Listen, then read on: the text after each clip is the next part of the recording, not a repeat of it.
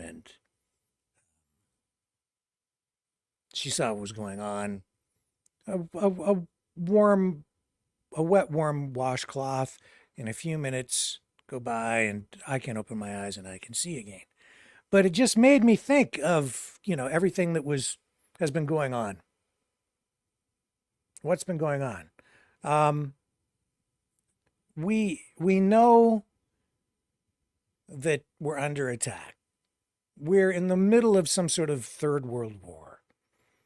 We know that the economy is in terrible condition. We know. But we don't really know where all this stuff is coming from. People talk about the New World Order, and I've been drilling down. I've been doing my best to try to shed light on this for people. The problem, in large part, is that we're also being fed misinformation, disinformation, propaganda designed to confuse us.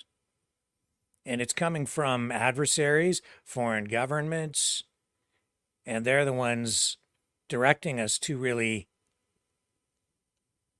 hate our own government, hate our system, tear it all down. They're using a lot of people as useful idiots, turning Canadians and Americans into their soldiers fighting against ourselves. It's a very strange, confusing situation.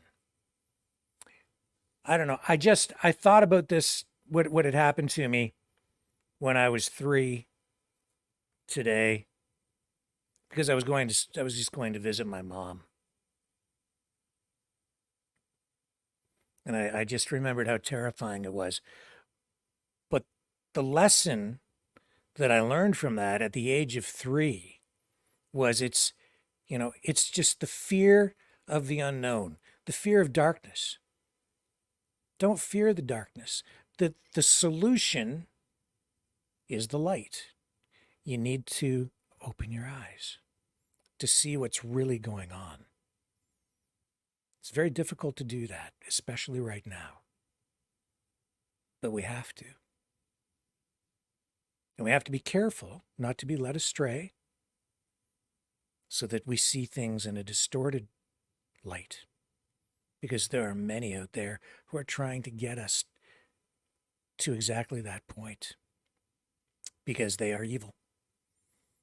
Simple as that. And they want to destroy everything that we have built. Truth is the light. That's what I'm committed to bringing you. As close as I can get. And that means figuring things out as we go along together. Just like my mom coming in with that warm washcloth to open my eyes when I was 3. To comfort me and relieve my blindness. To give me sight.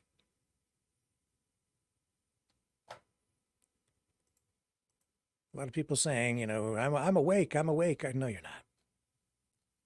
A lot of people out there think they're awake, and they're not. They're very confused, and understandably so. Most people who think they're awake are still walking around with only one eye open, still half asleep. But tonight and every night, I'll continue to work to shed light on things that will help us all open the other eye. A lot to share with you tonight. Don't go away. Someone very profoundly once said many years ago that if fascism ever comes to America, it'll come in the name of liberalism.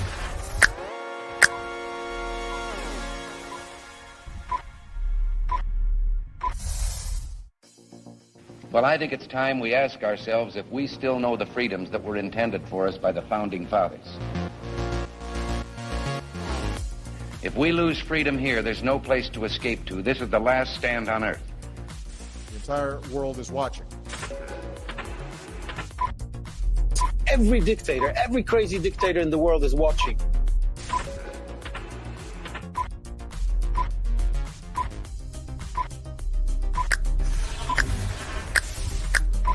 The world is watching. On TV, the entire world is watching. On social media. But the entire world is watching, and yes, they are seeing what we have apparently bravely been willing to say that others are thinking. Stand for freedom. Literally stand for freedom. Let's get this done. The entire world is watching. We're at war with the most dangerous enemy that has ever faced mankind in his long climb from the swamp to the stars. Maverick News. Maverick News. Maverick News. Let me have more control of my own destiny. The world is watching.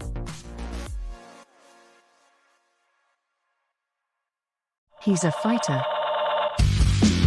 He's a survivor. President Trump, defiant, strong. He is determined to make America great again. Pay tribute to the 45th President of the United States with this collectible t-shirt from the Maverick News Memorable Moments collection. Even a would-be assassin's bullet could not stop him. Instead, he emerged with his fist in the air ready to fight.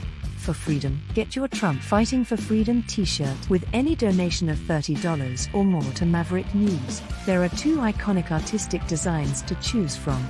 But there is only one way to get these. Donate at freedomreporters.com. Support free speech. Free media. Support Maverick News. Call 1-866-248-1490 or order online at supergeeks.tv.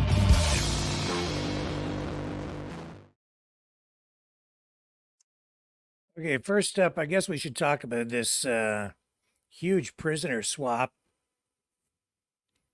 involving U.S. and Russian prisoners that include, this prisoner swap does include U.S. journalist, Wall Street Journal journalist Evan Gershkovich and Marine veteran Paul Whelan. They've been released. They were heading home. And on the other side, you have prisoners heading back where they're being greeted by Vladimir Putin. So which side do you want to start on? Shall we start with, well, I'll tell you what, tonight let's start with what's going on over in Russia, okay? Let's start there. I think I've got that queued up for you.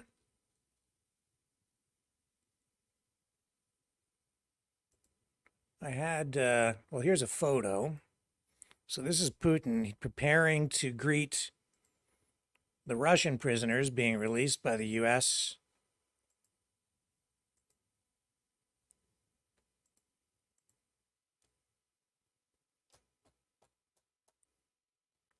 And on the Russian side, you can see how the, let's just check how the media is playing it over there. This is the biggest prisoner exchange between Russia and the United States since the end of the Cold War. I would say we are in the middle of, maybe not the middle, but we are certainly immersed in Cold War 2.0 right now. Okay, let's take a look at the way it looks over here on Sputnik. Russian state media. 8 Russians detained and held in several NATO countries brought back to fatherland, FSB. Says the Russian Federal Security Service, FSB, stated that 8 Russian citizens who were detained and imprisoned in several NATO countries have been returned to Russia. The exchange took place at Ankara Airport in Turkey August 1st today, and also included the repatriation of minor children. The FSB's Public Relations Center announced that 8 Russians previously detained in several NATO countries have been brought back to Russia. Vadim Krazakov, a former Russian intelligence officer, arrested in Germany in 2019 and accused by Berlin of terminating Chechen terrorist Zelimkin Kangashvili on German soil. Also, Ludwig Gish and Maria Mayer, they were arrested in 2022 in Slovenia, accused of being deep cover Russian intelligence operatives. Roman Seleznev, a Russian IT specialist who was accused by U.S. authorities of being a hacker and of defrauding banks of millions of dollars. Vladislav Kalushin, a Russian businessman who was arrested in Switzerland in 2021 and extradited to the U.S. The American authorities accused Kalushin of participating in an elaborate hacked trade scheme that netted approximately $93 million through securities trades based on confidential corporate information stolen from U.S. computer networks. Vadim Konashchenik, a Russian businessman who the U.S. authorities claim has ties to Russia's Federal Security Service, the FSB. In 2023, he was arrested in Estonia and extradited to the U.S. to be tried on charges of smuggling dual-use technologies and ammunition from the United States to Russia. Mikhail Mikushin, a Russian national who was arrested in Norway while posing as a Brazilian academic called Jose Aziz Gemaria. The Norwegian authorities suspected him of being a Russian intelligence operative. Pavel Rubstov, also known as Pablo Gonzalez Yag, is a Russian-Spanish journalist who was arrested in 2022 in Poland on suspicion of espionage. So, on the other side, who is coming home to the USA? Evan Gershkovich, the U.S. journalist who had been working for the Wall Street Journal, detained by Russia in March of 2023. He was put on trial. He was convicted in Russia on charges of espionage. Paul Whelan, Canadian-born, former U.S. Marine, arrested in Russia in 2018, convicted of espionage 2 years later, after sitting in jail for 2 years. And he's been behind bars ever since. Alsu Konomasheva is an employee of Radio Free Europe, Radio Liberty.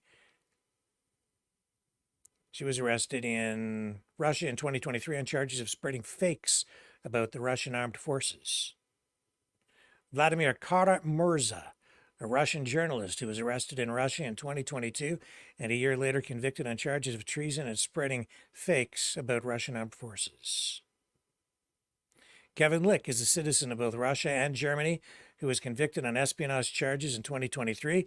He was arrested in Russia when trying to flee to Germany with data pertaining to Russian troop movements.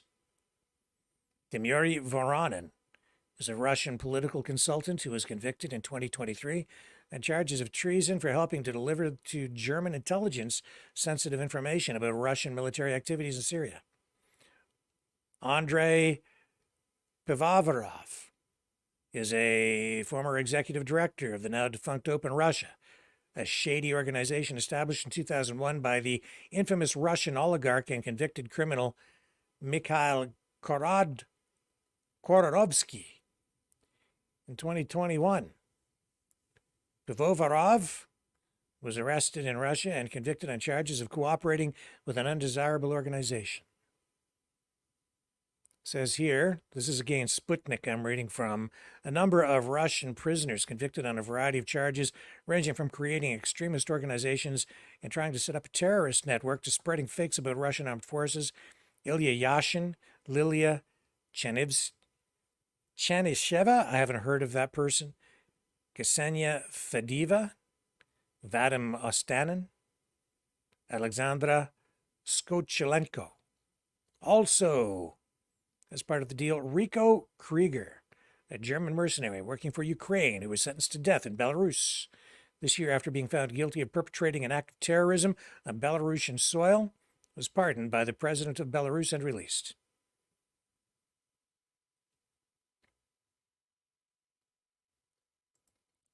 And let's take a look here. The FSB has published a video of citizens who were pardoned by the Russian president and exchanged for Russian citizens, it says here, boarding a plane before flying to Turkey. Let's take a look at that video, shall we? And then we're going to go to President Biden speaking about this. And here's the video released by the FSB of these prisoners.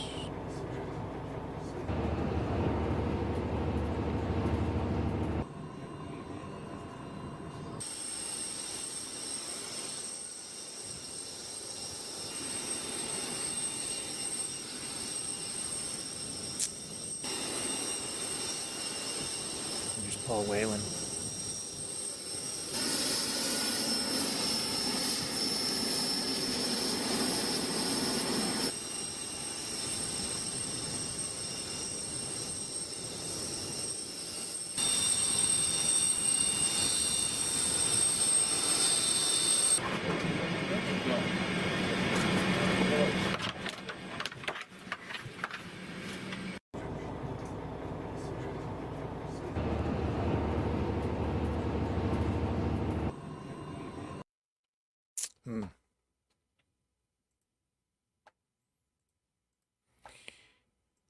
Well, as I say, this is a huge development. It's a massive deal.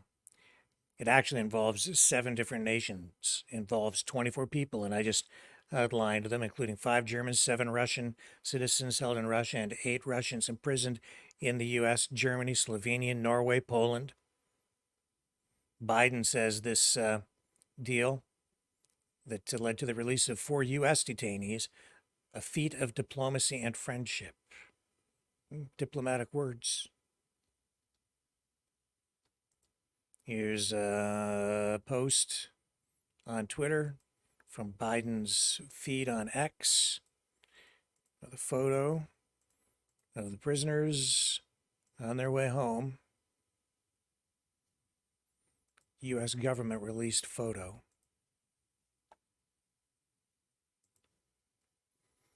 Says here, after enduring unimaginable suffering and uncertainty, the Americans detained in Russia are safe, free, and have begun their journeys back into the arms of their families.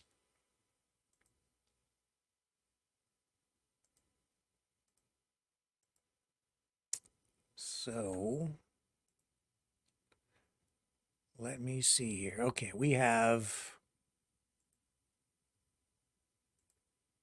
I had Biden queued up. Let's go to the White House first. I think John Kirby will speak to this at the White House briefing. Let me bring this up. Here we go.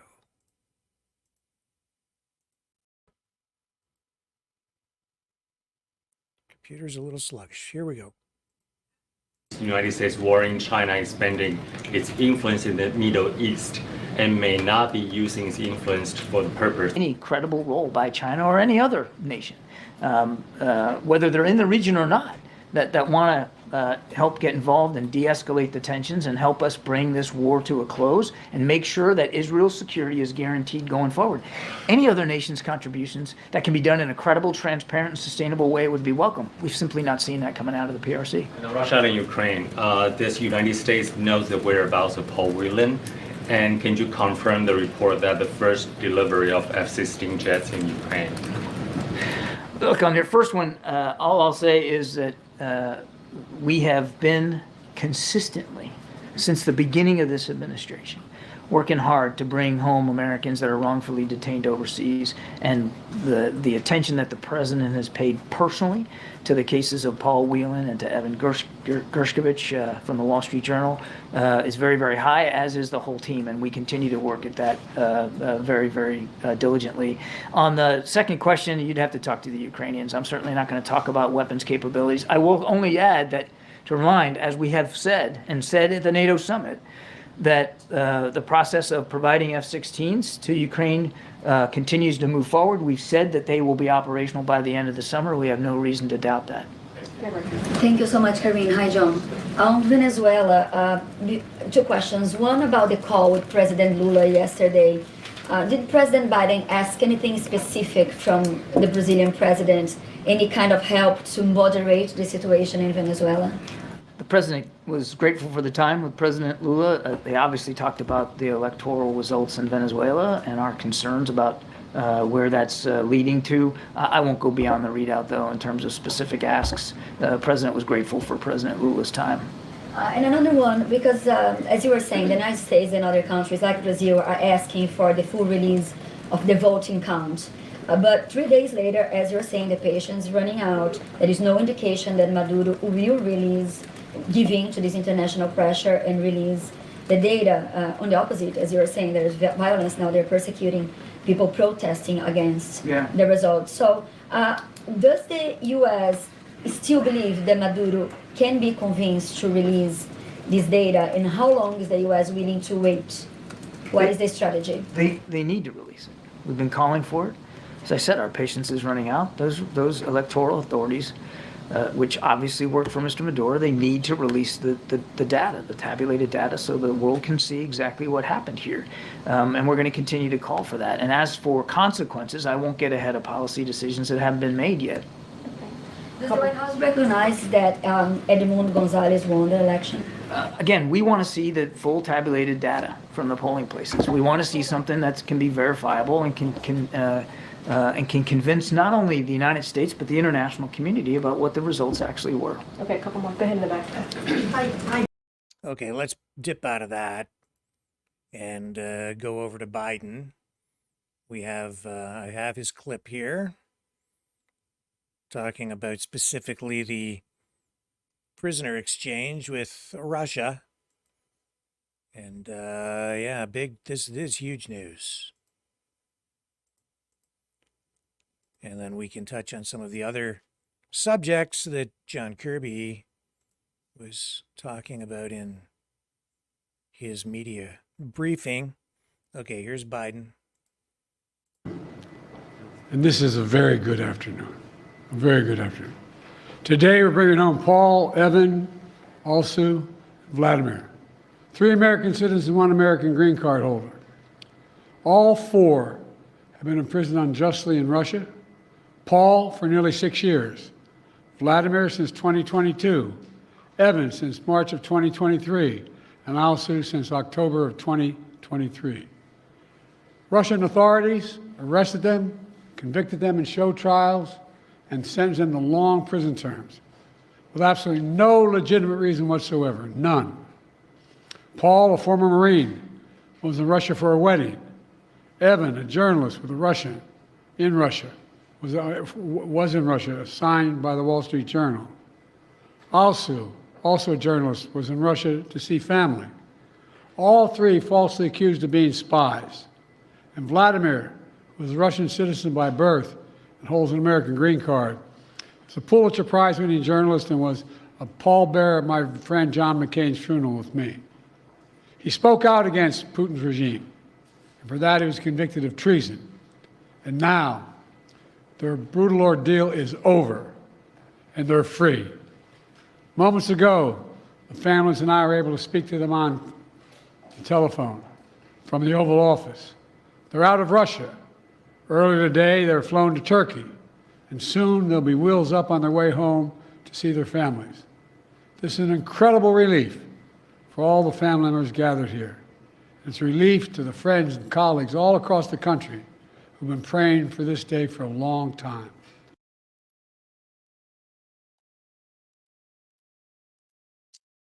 Indeed. Here's footage now of Putin personally greeting the prisoners who were released and have returned home to Russia. Let's get that footage for you. Here we are. And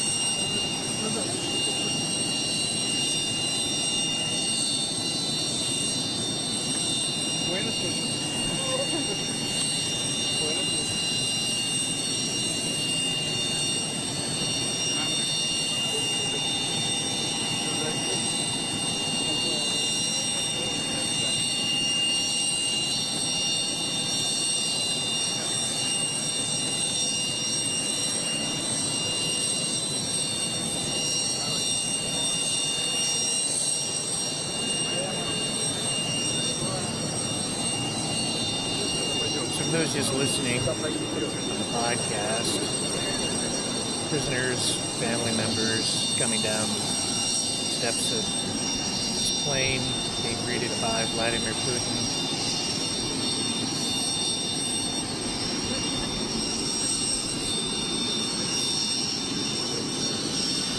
And this video being released by the Kremlin.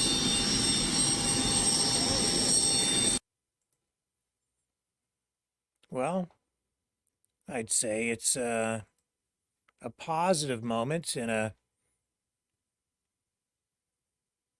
a time when there are few of those. The positive moments are few and far between these days, aren't they? What are we hearing about in the rest of the newser with John Kirby? We're talking about Hamas, the situation in the Middle East, F-16s in Ukraine. That's the other thing that is being highlighted in the media over in Russia. In fact, here, let's go back to Sputnik and I'll show you what I'm talking about. Kirby was asked if the delivery of the first F-16s has happened over in Ukraine yet. And of course, he didn't really comment on it directly. Over in Russia, Sputnik is, the headline kind of says it all, which is basically, actually, they've changed that headline. The other headline was basically saying that they don't have any choice. They're just going to have to destroy all the F-16s. But let's just read a little bit of this article to get a sense of how they're viewing this and the way that they're reporting on it. It says here, the F-16s that arrived recently in Ukraine will not change the reality on the battlefield and will mark the end of Ukrainian President Volodymyr Zelensky's never-ending quest to find a NATO weapon that could push the Russian army back. Throughout the conflict in Ukraine, advocates for continuing the conflict continually pointed to the next Western weapon that would arrive in Ukraine and finally demonstrate the superiority of NATO technology over the Russians. First, it was the Javelin weapon system. Then it was the Bradley fighting vehicle, then the Leopard tank, then the Leopard 2 tank, then the HIMARS, then the ATACMS, and finally the Abrams tank. Every previous alleged game-changing weapon failed to turn the tide, as Russia had an effective countermeasure for each of them. The only remaining weapon that NATO is willing to give Ukraine is the F-16 fighter jet. Promised a year ago, it took far longer than predicted to train Ukrainian pilots on the system. Now that they finally arrived, it is suspected that Ukraine only received a handful of fighter jets. Previously, Zelensky said he would need hundreds of them to protect the skies over Ukraine. It's unclear what the F-16s will be used for, though Ukraine has claimed they have already utilized them for air defense. It is suspected that they will be used to counter the glide bombs Russia has used to great effect on the front lines. The problem is that the glide bombs cost significantly less than the F-16s missiles, and Russia can produce them domestically, while Ukraine will have to hope and wait for further weapon deliveries, assuming the F-16s survive that long. So skim down.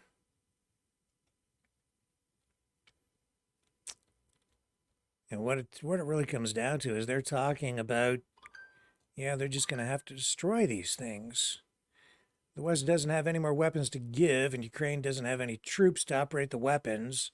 It says the only option left for Ukraine is to sue for peace. But they're refusing because Zelensky's publicly stated goal is to basically get NATO to unite behind this peace plan he proposed 2 years ago, which is essentially Russia surrenders and we win, which is ludicrous and is never going to happen. This is a quote from...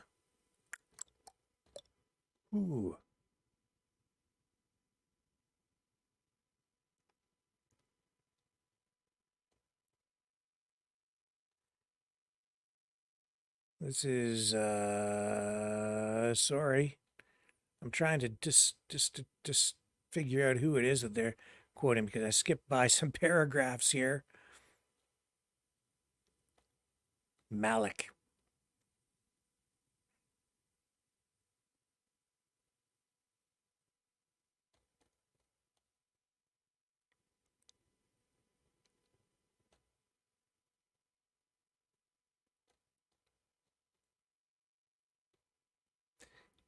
So that's the Russian take. Now, I've been consuming some information about the situation in Ukraine, what the F-16s mean. Yes, it has taken a long time to get pilots trained. They're still in the process of doing that, as I understand it. It is a lengthy process. It is, there's more to this than just giving them some planes and saying, go fly them. This isn't a Hollywood movie. The pilots need extensive training, and it can take many, many months, even upwards of a year, to get them trained, because there's a backlog in just training pilots, period, for all NATO countries. And that has been one of the main stumbling blocks, one of the main reasons for delays in getting these F-16s into Ukraine and then getting them into the air. But they apparently are there, even though John Kirby is not really talking about it, kind of deflecting and saying, go talk to the Ukrainians about it. They're there. And yes, everything that I've been hearing, and I think we've had some experts on this program saying this, and this is me just paraphrasing what I've been told and what you've previously heard here, is that yes, this is going to make a difference, but it won't completely change the situation in the field, on the battlefront. It will change the way operations are conducted, because now they'll have additional air support.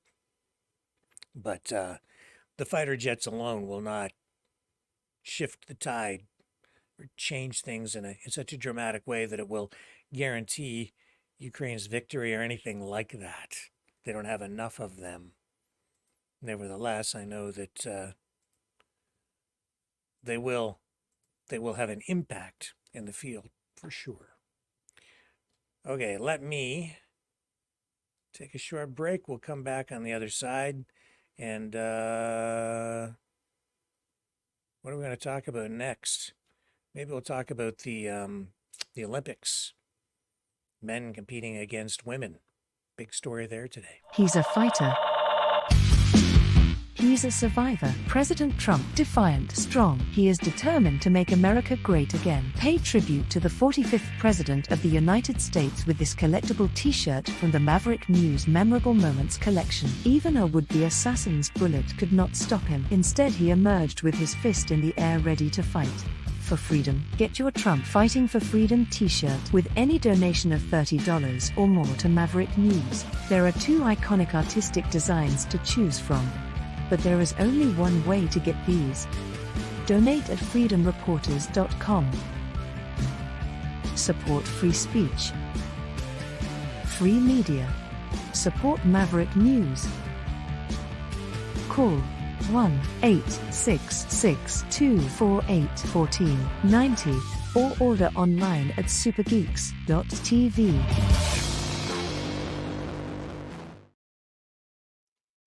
Okay, and before we get to all of that, yes, indeed, they are printed. They are ready to begin shipping out. Here they are, the Trump fight tees. If you would like one of these, or if you would like one of these, a donation of $30 or more to Maverick News will get you one of these t-shirts. I'll send that out to you. Just indicate what size you need, which version you want. Just send a comment when you make the donation at freedomreporters.com. I'll bring it up on the screen. I like the Fighting for Freedom one. It was the gentleman that I have who helps us with that stuff. He went above and beyond. He took the design that I put together, the photoshopping and everything, and then he took it to the next level. He did the gradient on it and everything, so they're actually very nice. He went above and beyond. Very, very grateful for his efforts. freedomreporters.com, $30 or more. I'll send you one of these Trump Fight t-shirts. Get them while they're hot. we do actually need to sell more of them to cover the cost of getting them printed. We need to sell, enough volume of them to cover the cost. So it would be great if we got a few more orders. You can also donate at maverickdonations.com. Same drill, same idea. Just comment when you send a message back. Just tell me what size and which shirt you would like. Now, if you just want a Maverick News shirt, that's cool too. We have those in stock. So a Maverick News shirt or one of those, $30 or more. That's all it takes. And you'll be helping us cover the bills here and supporting the program, supporting free speech as we fight for freedom every day. And over at the Olympics, men are fighting women, and women, it seems, don't want to be fighting the men. So here's, this is a big story today out of the Olympics. Controversial, of course. This is Italy's Angela Carini. She abandoned her fight with Algeria's Aman Khalef.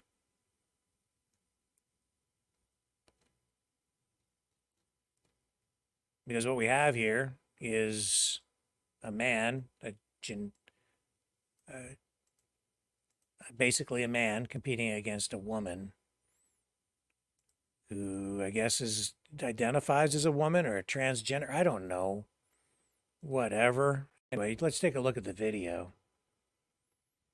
Okay, here we go. This is the video. Frustrating. What a letdown. So this was less than a minute into that bout. So the Algerian boxer, barred from the 2023 World Championships after failing a gender eligibility test. And there he is, he, in the ring with Angela Carini of Italy. And that was it, less than a minute in. She just raised her hand, stops the fight. She had absorbed quite a number of jabs from her opponent in the opening seconds of the round, but too much for her. And Carini went into the ring. She says, she's too strong. She apologized to her country today for lasting only 46 seconds. She'd worked, she said, very, very hard for that moment, only to have it end that way. She said, I had entered the ring to fight. I didn't give up, but a punch hurt too much, and so I said enough. I go out with my head held high.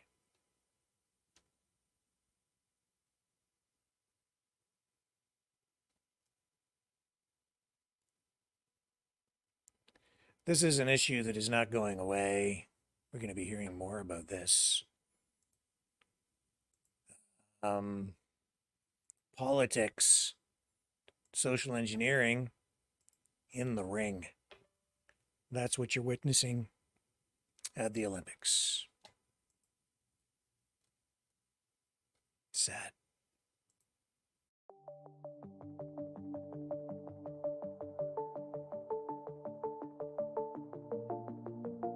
Greetings, brave Mavericks.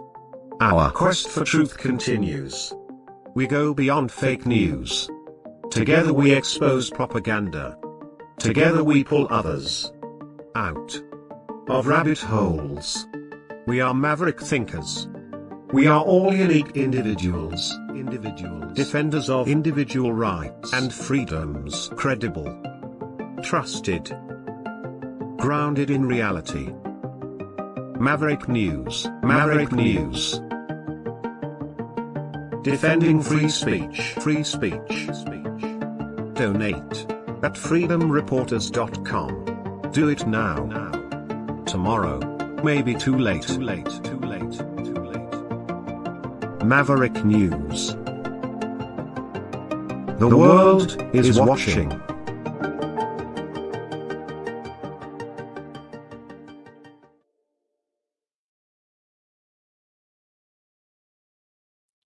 Check out this post tonight from the David Suzuki Foundation.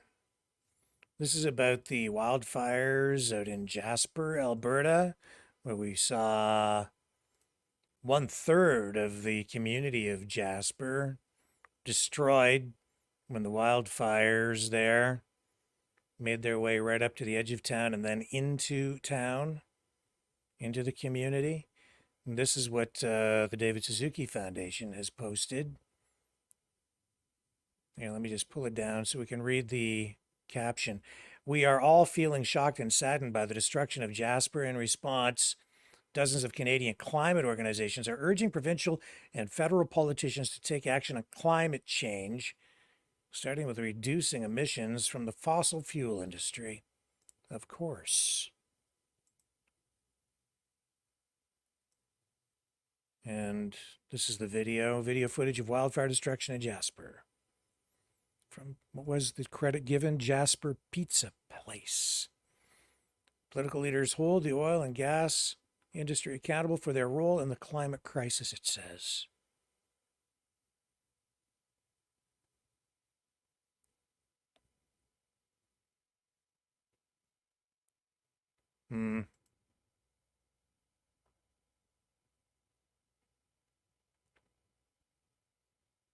Well, like I said at the beginning of the show, I think a lot of people either have only one eye open or in some cases both eyes closed and are really blind to what is really going on. Just my personal opinion. I just don't think this is so much a climate change problem. I think it's a forestry management problem.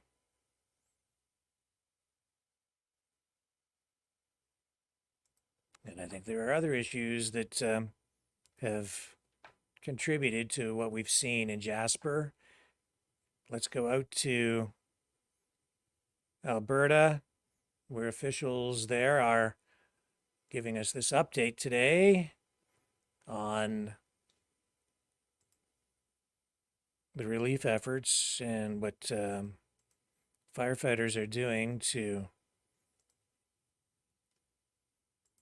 put those flames out, because the fires, of course, are still burning. And here we go. We're here in Hinton today to talk a little bit about the Jasper wildfire. This fire, of course, started and escalated very quickly. Alberta was there to help Parks Canada with that fire right from the start. And maybe I should mention here, I'm joined with Mayor Ireland here and Minister Jason Nixon here too. And I believe our federal counterparts will be here shortly. Again, as we've gone through this fire, we've had a couple days of decent weather that have helped suppress the fire a bit, but now things are warming up and the temperature's rising and the fuel is drying out, and we're going to see escalated fire activity as we go into the next few days. And I know the people in Parks Canada and supported by the Alberta Wildfire are going to do a great job with that. There's a lot of work to do. This fire is huge. It's probably the largest wildfire that Jasper Park has seen. And again, Alberta Wildfire is here to support in any way that we possibly can to make sure that we reduce the likelihood of that fire returning back to the town of Jasper, which at this point is still a possibility. We need to make sure that we get that work done around the town of Jasper to make sure that we can keep the rest of the town safe and, of course, get residents back into the town as quick as possible. So I'll turn time over to Minister Nixon to add a little more. Well, thanks, Mr. Lowen, and thanks for all the hard work of you and your team, as well as the National Park Service in the town of Jasper. It's my first chance to get here to Hinton. Obviously, I've been working with our team to manage some of our end of this from the social services sector in Edmonton. The first thing I would like to just remind everybody through the media, if I could, is around evacuation payments. We've been able to, one, make evacuation payments for the Jasper evacuation available quicker, where we would be past that timeline anyway, where it would have been available. But looking today on the way up, we're about half of the people that have evacuated Jasper that are eligible for payments have registered. And so I just want to encourage everybody who did evacuate Jasper whether that would be a permanent resident, a temporary worker, or even a temporary foreign worker are eligible for that support to go to alberta.ca, where there will be a variety of website links and phone numbers to be able to get people to those evacuation payments, as well as to make sure that people go and register with Red Cross, which is also making about $750 payment on top of the $1,250 per adult and $500 per child the Alberta government is making available. I want to be clear, those evacuation payments are designed for the evacuation component. This is not what is going to take, obviously, to be able to support everybody as we go through the full rebuild of Jasper. But I do think it's important that everybody knows they're entitled to that. The government wants to help.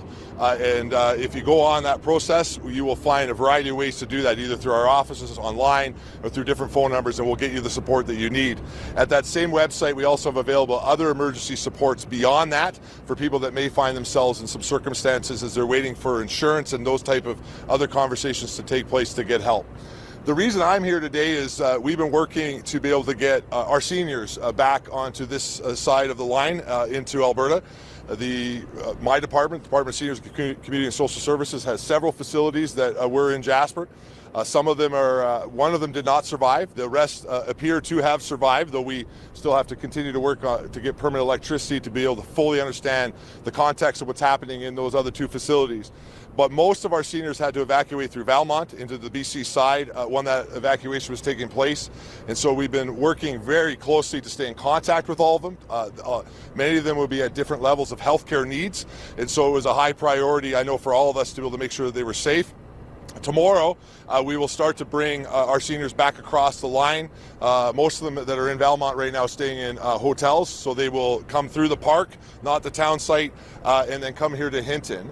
And then we'll go to a variety of different services depending on what their needs are. I was just touring just a few moments ago one of our senior facilities here in Hinton that is ready to take some of those evacuees.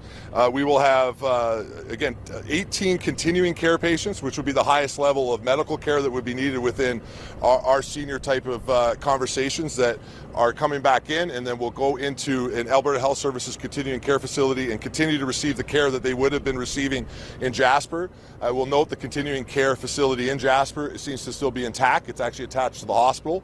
And then we will have 15 of our self-contained seniors, what I mean by self-contained, living in self-contained government housing in Jasper that have a pretty high level of independence. They've been in Valmont in hotels. They are coming back here to Hinton tomorrow, and will be staying in hotels that have already been arranged for them.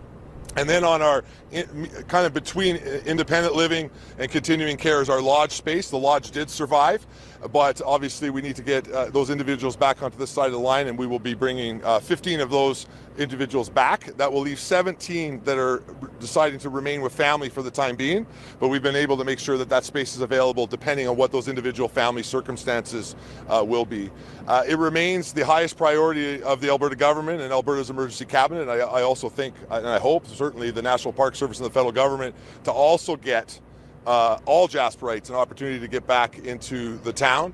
It's our view that it has to happen as soon as possible. The Premier brings it up every morning when we meet, and we are working diligently between all levels of government to be able to make sure that we have access to at least a bus tour as soon as possible. What we learned with both Slave Lake and Fort McMurray is the quicker that we can get individuals home to be able to see what has taken place with their property, the quicker we can start things like insurance and other critical components to really rebuild the town.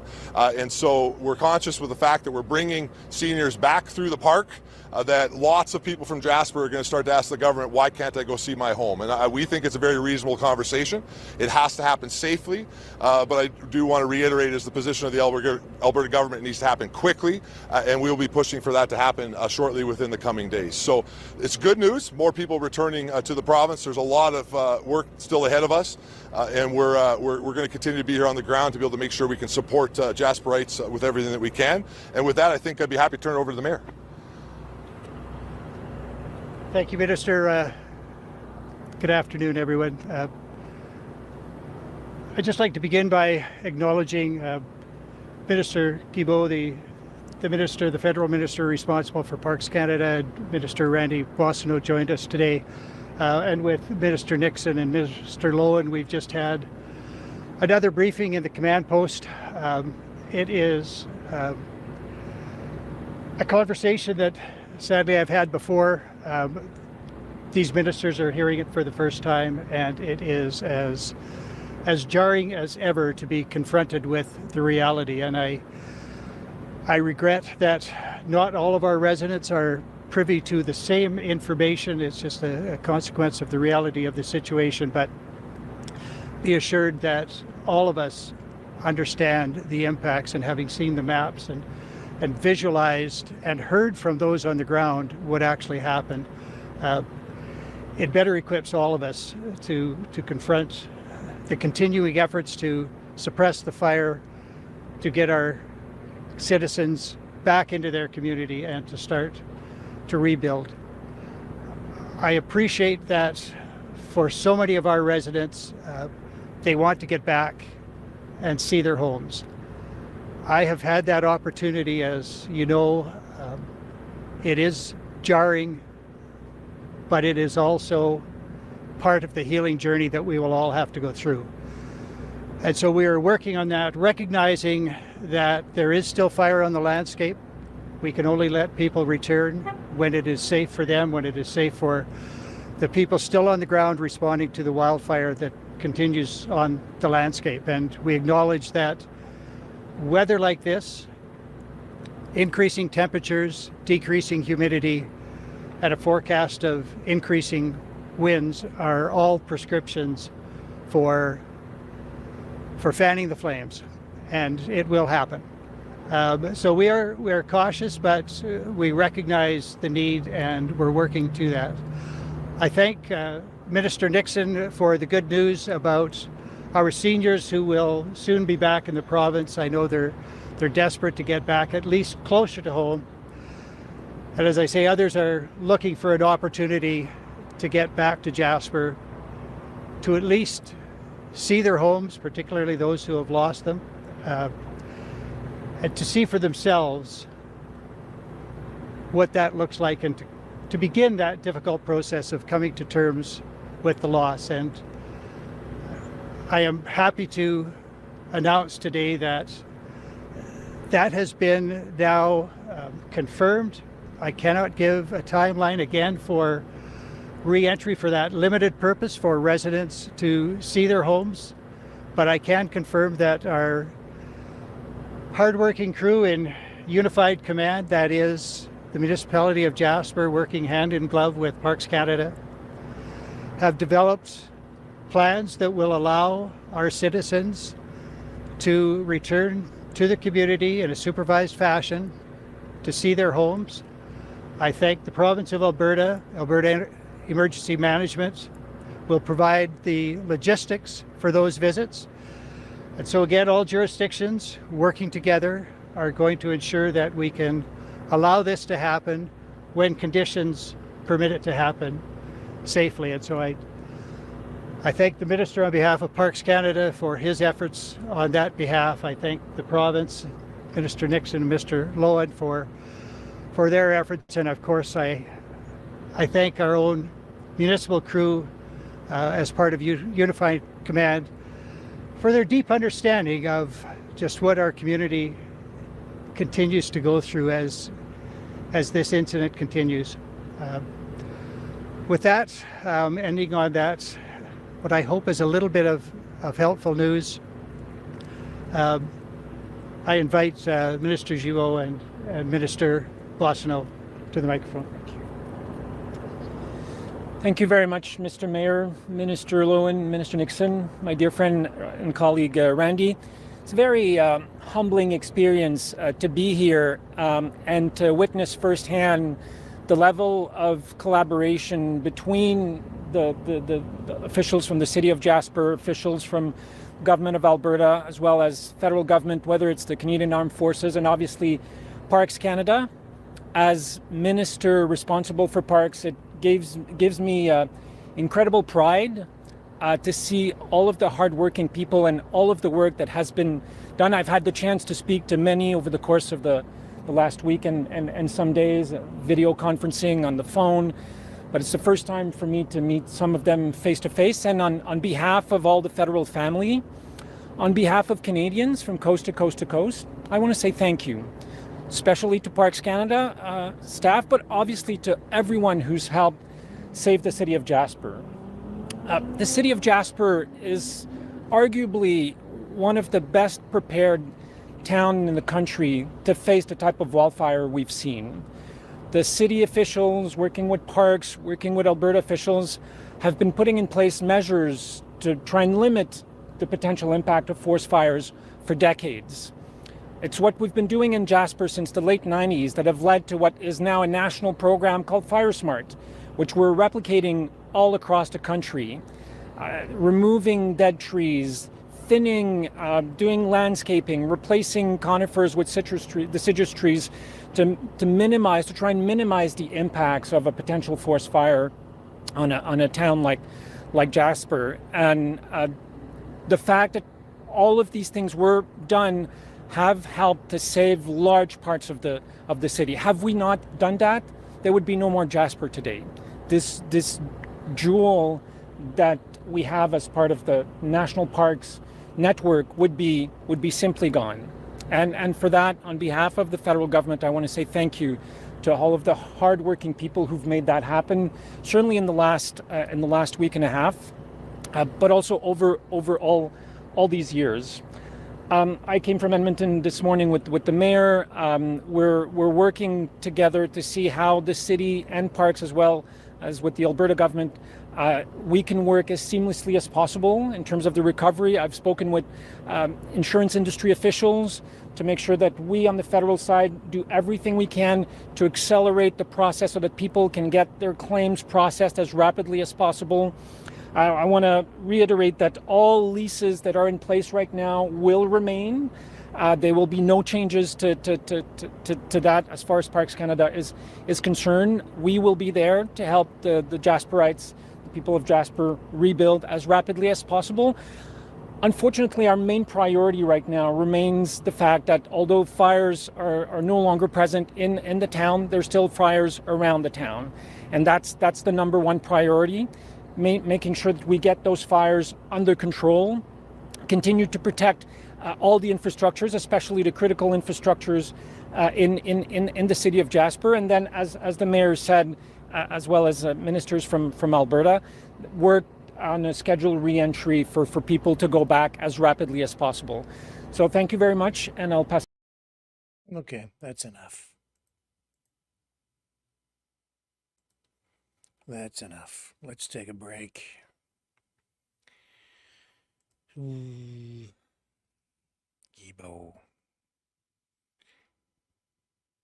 That's the guy who was arrested after unfurling the Greenpeace banner on the CN Tower. He scaled the CN Tower. But he's not extreme or anything.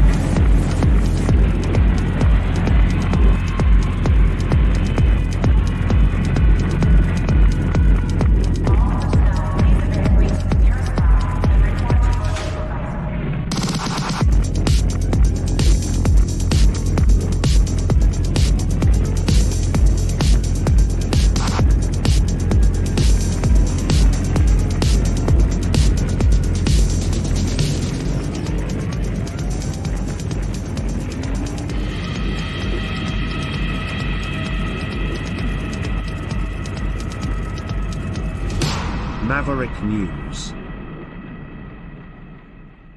The world is watching. Here's the cover of the New York Post today. Check this out. Atrocity of justice. We told you yesterday about the deal for the 9/11, one of the 9/11 masterminds, who reportedly worked with Osama bin Laden. A deal for him to plead guilty. This is, it's been a lot of years since 9/11. But this is the cover of the New York Post. Atrocity of justice, 9/11 mastermind, spared death penalty and shocking plea deal. And then an editorial comment underneath. As an addition, he says he deserves hell. So I see that, and then we see other people trying to defend Khalid Sheikh Mohammed.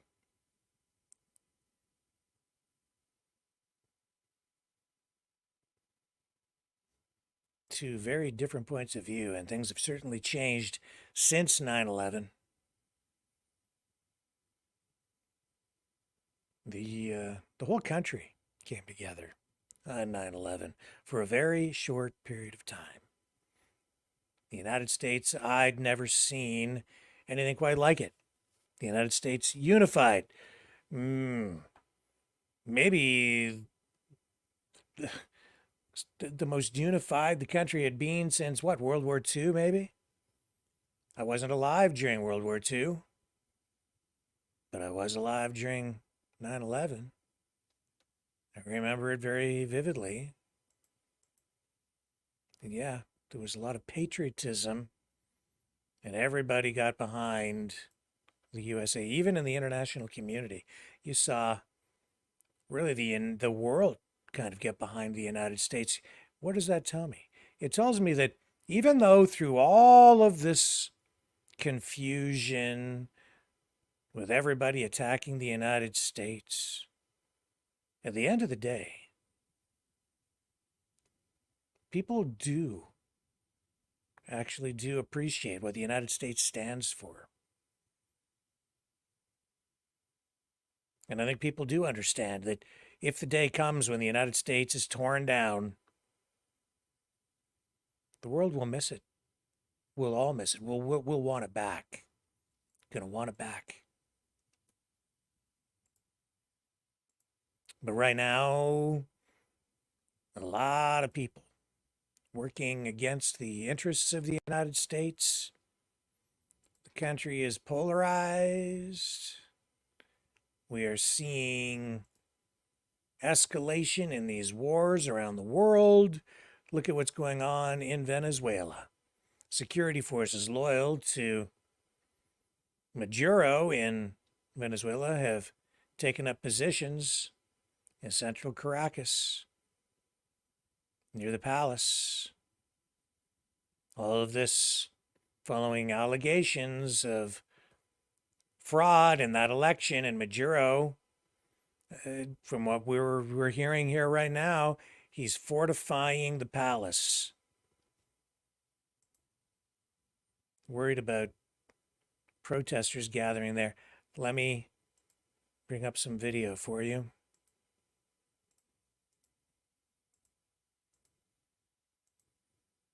And we just saw John Kirby, heard from John Kirby, saying they want receipts on this election. They want the data so that they can get something that is verifiable to determine which side actually won the election. Here's what it looks like.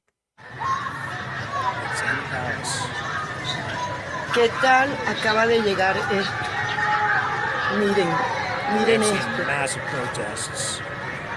Qué horrible. No puedo ir al balcón porque me da miedo. Voy a dejar ya de grabar. Tonight, the thumbnail for the main channel is "The storm is coming." Yeah, I don't think we can stop it at this point. It seems inevitable. We're seeing what's going on in Venezuela with the protests, questions about the integrity of that election.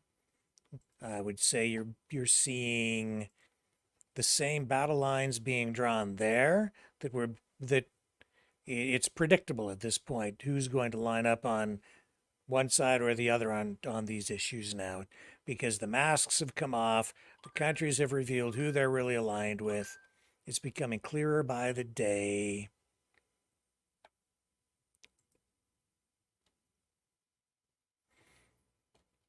And Nicolas Maduro, is blaming the unrest in his country, not so much on, well, it is all about the election integrity, but he's saying it's because of far-right conspiracies.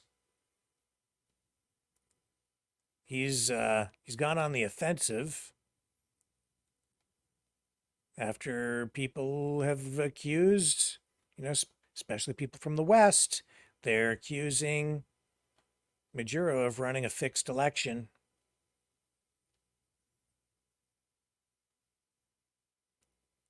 He has come out swinging, saying that his presidential rival, Edmundo Gonzalez Urrutia,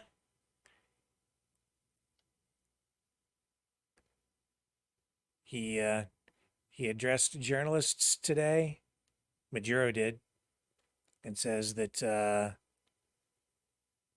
he had a landslide victory, and claims that the unrest is really being choreographed, orchestrated by far-right political forces and outside political influence.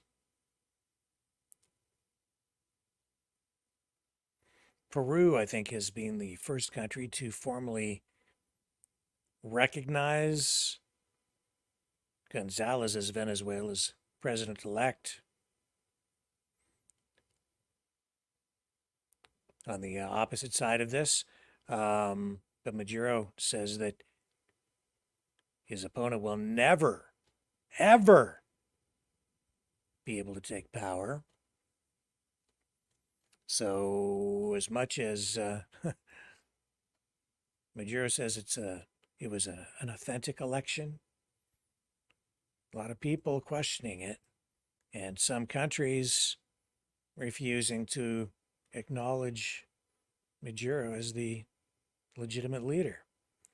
Let's bring up a clip of him going on the offensive, talking about all this. Nicolas Maduro.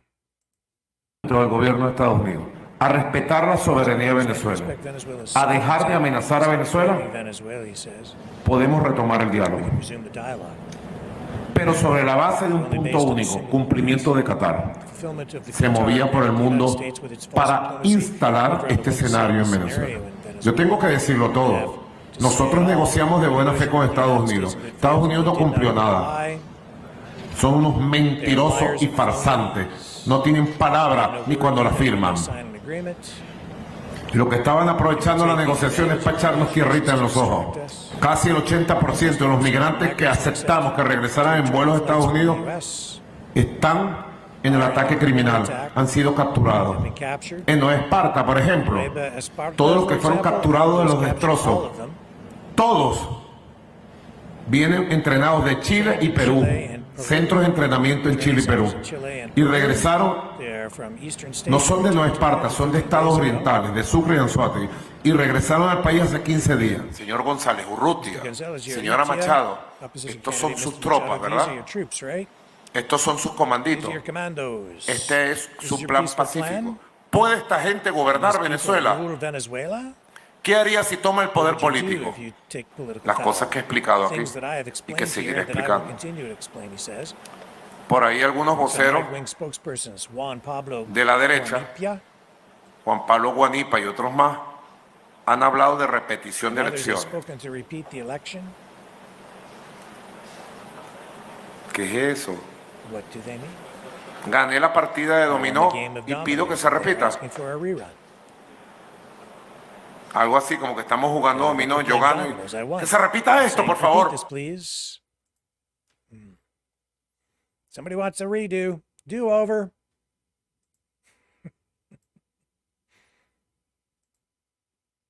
I'm laughing, I'm chuckling, but I shouldn't be, because this just adds to this international powder keg.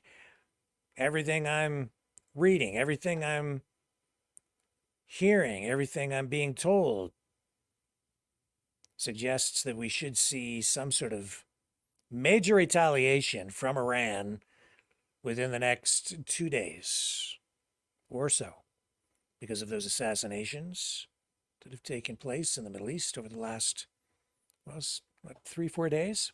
Losing track of the days. Hard to tell exactly what's going to happen, but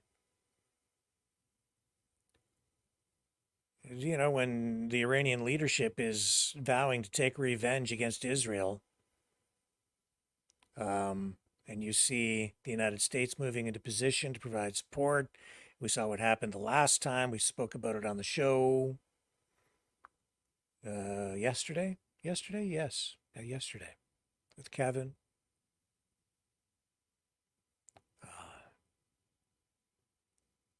When Iran retaliated the last time, a couple of missiles got through. The prediction from some people is that, of knowledge, who I've spoken with, they are suggesting that we're going to see maybe twice as much firepower being used by Iran against Israel this time out. So it looks like Israel might need a little bit more support this time around, even more than they had the last time. It was an international effort involving, I don't remember exactly how many countries, the United States certainly at the forefront, providing support, defense support for Israel in the last retaliatory round launched by Iran. Look for it in the next day or two. As I indicated in the thumbnail for tonight's broadcast, the storm is coming. It's already upon us. And this time around, it feels different because we're not hearing very much. Now it could fizzle out. Maybe Iran won't launch a major attack. Israel's been, I mean, they've shown their power too, right? Both sides. I think using these initial attacks against each other to signal, send a message, don't mess with us. We've got the firepower, posturing. That's what we've seen so far. Not full-blown, full-scale escalation in the war. Hezbollah in Lebanon, Iran on the other side over there. Israel potentially facing assaults on multiple fronts. Will Israel be spread too thin? I've seen some prominent pro-Hamas, pro-Iranian, or maybe it's more accurate to say anti-Zionist, anti-Israel online influencers saying this will lead to the demise of Israel. In other words, Israel's going to get wiped out. And that's the kind of language that I'm actually hearing. We should all be worried about that because the storm is coming, and that is, I think that's where the major escalation is likely to happen first. It's right there in the Middle East. And that's going to affect what's going on with the presidential election, no doubt about that. I have to kind of wonder sometimes, though, if the U.S. isn't fueling some of this because there is an election on. You know, it's the oldest election trick in the book. When you have a government, an administration, a regime, whatever you want to call it, in place, and they're not doing well in polling, sometimes they'll think they'll just turn to a confrontation, a war. Maybe they make things worse intentionally, or maybe even start a war in order to shift public opinion one way or the other. It's been done before, could be happening right now. We don't really know exactly what it is that is creating or causing all of this, but, you know, back here domestically in the United States, things really ramping up on the presidential election trail. Biden, of course, not running. Kamala Harris now filling that role, running for the Democrats.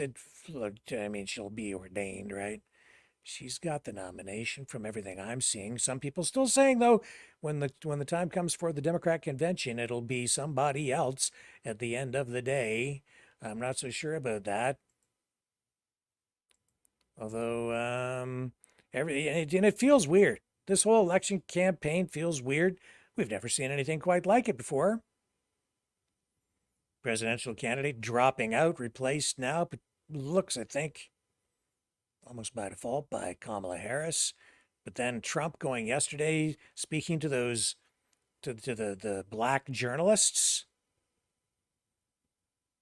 saying that Kamala Harris has become black. I mean, fearless language when you think about it, especially coming from a man who wants to be reelected as president, who has previously been accused of being a racist, and then comes out and says something like that. He's truly fearless. But, you know, he was right when he said that Kamala Harris had, previously, originally, for a long time, told people, identified as Indian. And here she is on, I think it's a cooking show. Anyway, listen to this, and you tell me, is that not exactly what she's doing here? Okay, so what we're going to cook today is an Indian recipe. Yes. Because Yes. you are Indian. Yes. Okay, and I Okay. don't know that everybody knows that, but I find that wherever I go and I see Indian people at the supermarket, on the street, everyone's like, you know Kamala Harris is Indian, right? It's like the thing we're so excited about to have you running for president. Yeah. So we're both Indian, Yes. but actually we're both South Indian. Yes. You look like the entire one half of my family. Okay, thank you. You do. I've been telling people You we're do. related already, Yeah. so this is perfect. It's basically true. And so were you raised eating South Indian food? South Indian food. Okay, so what we're going to cook today. Race. Front and center in the election campaign. What could possibly go wrong? Everything. It isn't just on the U.S. side, though. This threw me for a loop. I have to say, this next thing. It's kind of gross what I'm about to show you, so viewer discretion advised. Is advised. The video is shocking enough. But what Maxime Bernier of the People's Party of Canada added through his comments on X, I never thought I would ever see in my lifetime the use of this kind of language on the political scene. I think that I thought that we had gone past that. I'll show you what I mean. It just shows you how everything has deteriorated, not just in the country, but on the political landscape. Canada, only about maybe a year away from the next federal election. Everything's ramping up for that, and maybe even less than a year. We don't have a set date for elections here the way they do in the United States. Maximum amounts of time, but because of our parliamentary system, we never know exactly when an election might be called. But that's not the point here. The point is, this video I'm about to show you is shocking.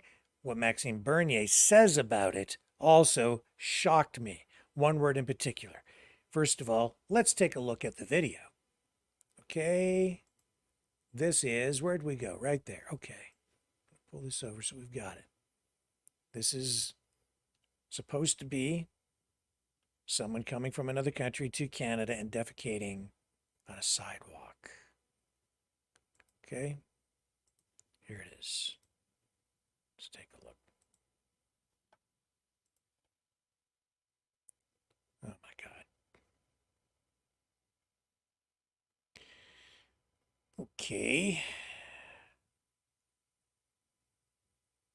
But it's the caption that Bernier adds that is also shocking. He says, and I'm quoting here, okay? Canada is literally going to shit, thanks to the mass immigration of third world savages. He used that word. who are enriching our culture and diversifying our way of life. And this video is supposed to have been shot in Niagara Falls. When I saw that word, when he used that word savages, I thought, oh my. Is that politically incorrect or what? But today, with the way everything has fallen apart in the court of public discourse, and what am I seeing in terms of pushback on that? Nothing. I haven't seen anyone criticize him for using that word. But that is a word that goes back to the earliest accounts of people recording events during the earliest years of Canada and prior to the actual creation of Canada, referring to Indigenous peoples here. Today, the use of that word considered to be very racist, pejorative, very negative. But I don't really like it.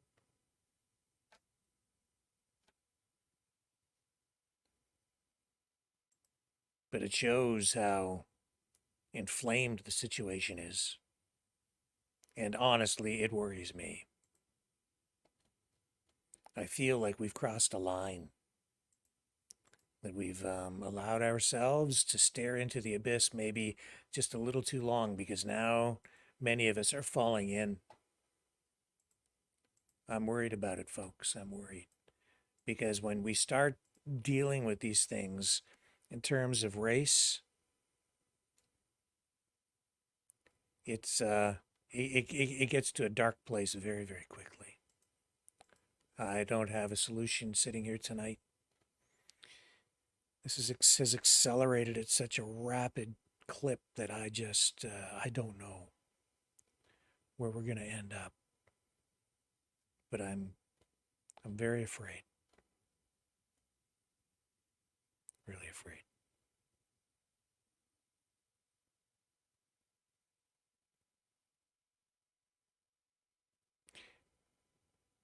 I'm going to take a break, and then we're going to come back and talk about what we're going to do for this week's Maverick Midnight Matinee. What movie we're going to run.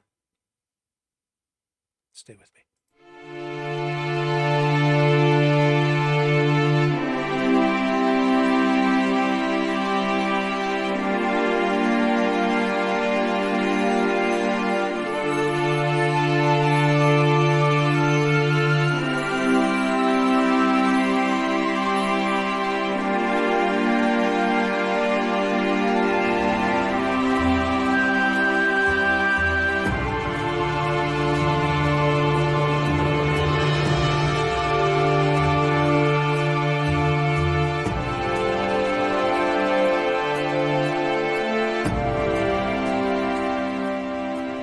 Maverick News.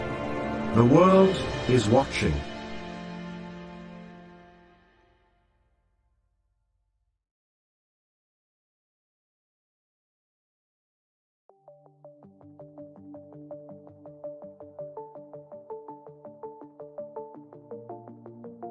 Greetings, brave Mavericks. Our quest for truth continues. We go beyond fake news. Together we expose propaganda. Together we pull others out of rabbit holes. We are maverick thinkers. We are all unique individuals. Defenders of individual rights and freedoms. Credible. Trusted. Grounded in reality. Maverick News. Maverick News. Defending free speech. Free speech. Donate at freedomreporters.com. Do it now. Tomorrow may be too late. Maverick News. The world is watching.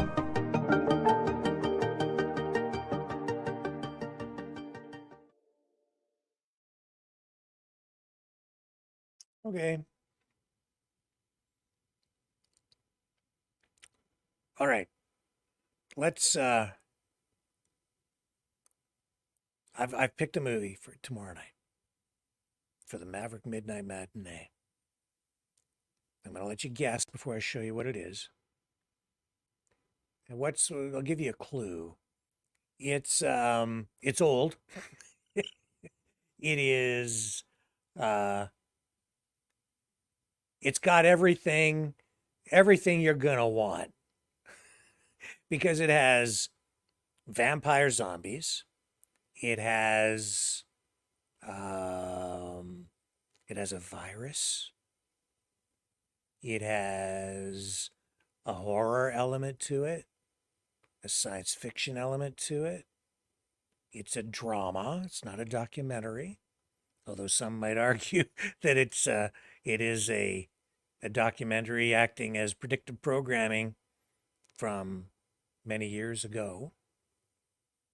It is a movie that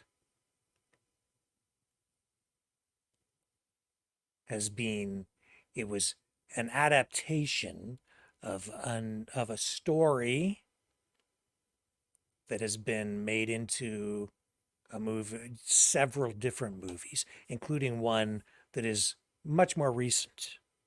But this version of the movie, it's about a virus, it's about vampire zombies, it's about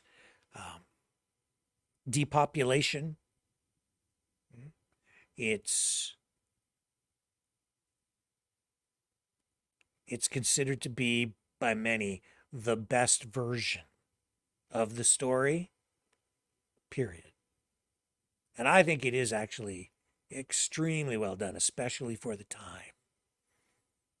And the star, I would say it's one of his best performances ever. And the star of the male star starred in many horror movies. So there's another clue for you. Anybody? Any ideas?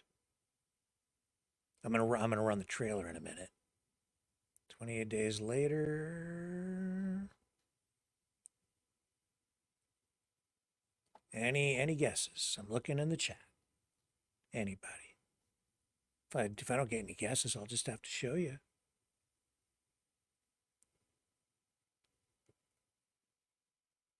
Halo.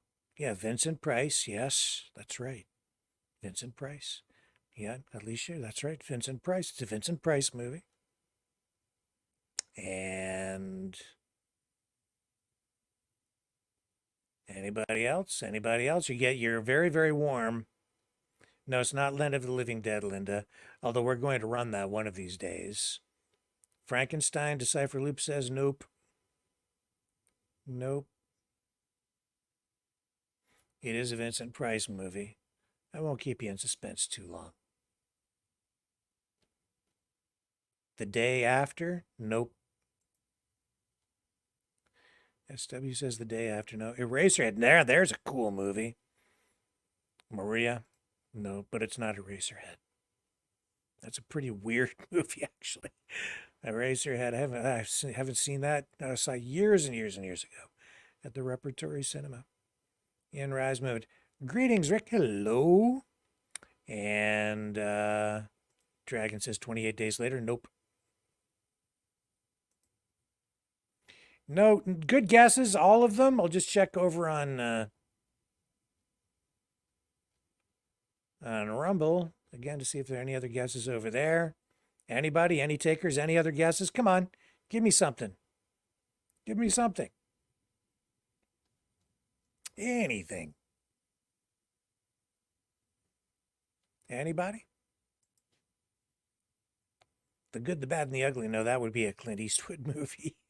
Not Vincent Price, but not a bad guess. And the Pink Panther. Nope. That would be more of a comedy. I don't remember any vampire zombies in the Pink Panther series. Could be wrong. Hellraiser. Nope. The Raven? No, not The Raven. No. Edgar Allan Poe. Good story. No. No, the movie for tomorrow night here on the Maverick News Channel. for the Maverick Midnight Matinee, The Last Man on Earth. We switch you to the state capitol, where His Excellency, the Governor, is speaking from the Executive Mansion. Further, I have, in conjunction with the federal government, declared this state to be a disaster area.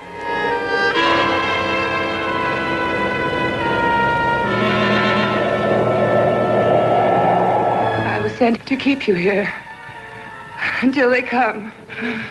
To kill me.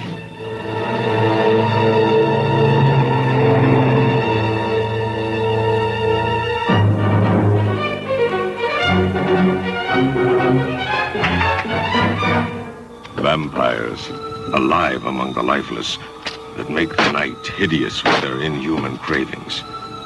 If they are not destroyed in the flaming pits of hellfire, or staked to the ground in the light of the sun, will the unbelievable become real? A world of inanimate zombies by day, irresistible, horrifying attackers by night. Can a zombie woman's hunger for love repopulate the earth?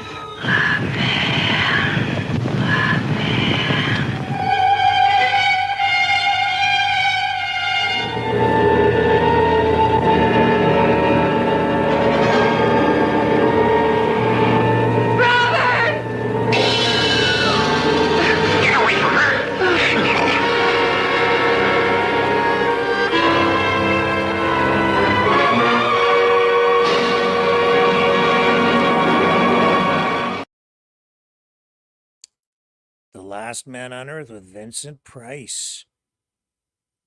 There you go. It's got everything. It's got a virus. It's got depopulation. As I said, it has vampire zombies. And one could argue it even fits the bill for predictive programming. Look at what we just went through. And there was that Will Smith movie, I Am Legend, which was just awesome. Great movie. Also potentially predictive programming. That was a great flick. It's based on the same story. This one, it's great. Vincent Price, great performance. We'll have it for you tomorrow night right here on the Maverick News Channel. 10 p.m. will be the start time for Maverick Midnight Matinee, but I will be here for our regularly scheduled Maverick News program at 7 p.m. Eastern Time so that we can dig into the day's top news stories and we can continue to work to get closer to the truth. Remember, there's nothing to be afraid of. Even as JFK said, there's nothing to fear but fear itself. So if you think about it, I think right now our eyes, as I said at the beginning of this program, they're all kind of almost glued shut.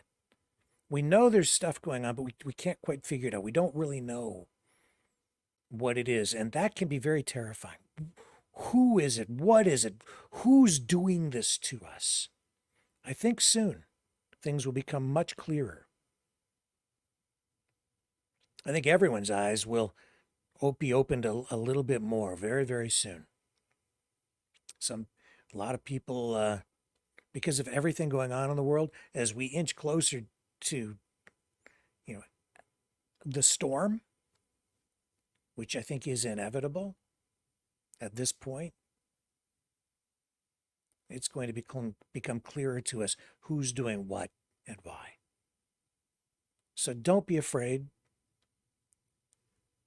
Soon, all of our eyes will be open, and I think there's always hope in truth, right? Because then we'll be able to figure out exactly what we need to do. It's coming. The storm is upon us, but so too is truth. Love you guys. See y'all tomorrow on the flip side.